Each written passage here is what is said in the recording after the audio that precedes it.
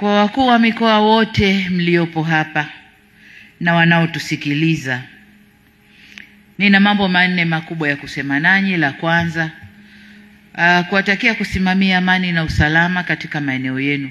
Nyinyi ni wenye viti wa kamati za usalama kwenye maeneo yenu. Kwa hiyo kipindi hiki tunachokwenda, kuna vijichokochoko vinaweza vikatokea vya makusudi na vya bahati mbaya. Nataka mkasimame imara kuhakikisha mikoa inabaki salama. Tunakwenda kwenye uchaguzi tukiwa salama.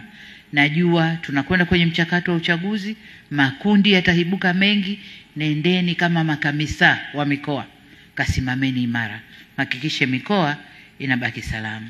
Lakini la pili, usimamizi wa fedha za serikali.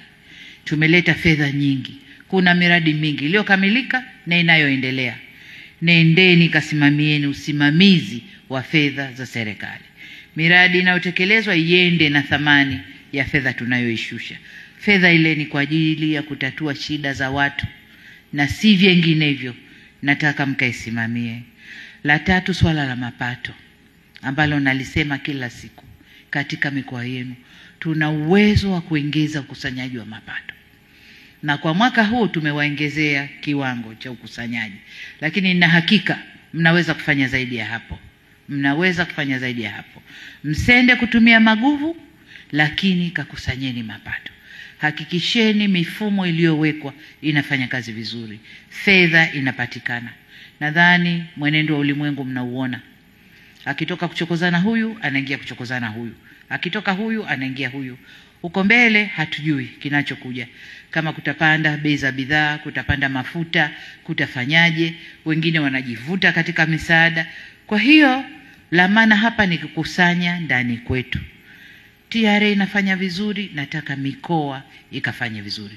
Simamieni halmashauri zikusanye mapato vizuri.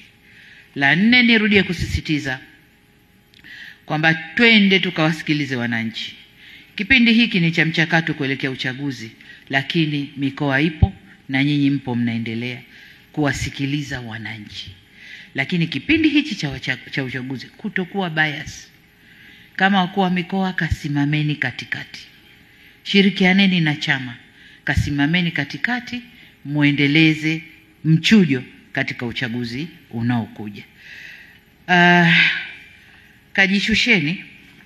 Jua mkuu wa mkoa ukifanya mabega hivi kama ile mizani ya mahakamani kule, haipendezi. Kwa mkoa unatakiwa uwe down, uwe kwa watu. Ukiwa kwa watu wewe, wakuu wa wilaya watakuwa kwa watu, wakikuoneni nyinyi.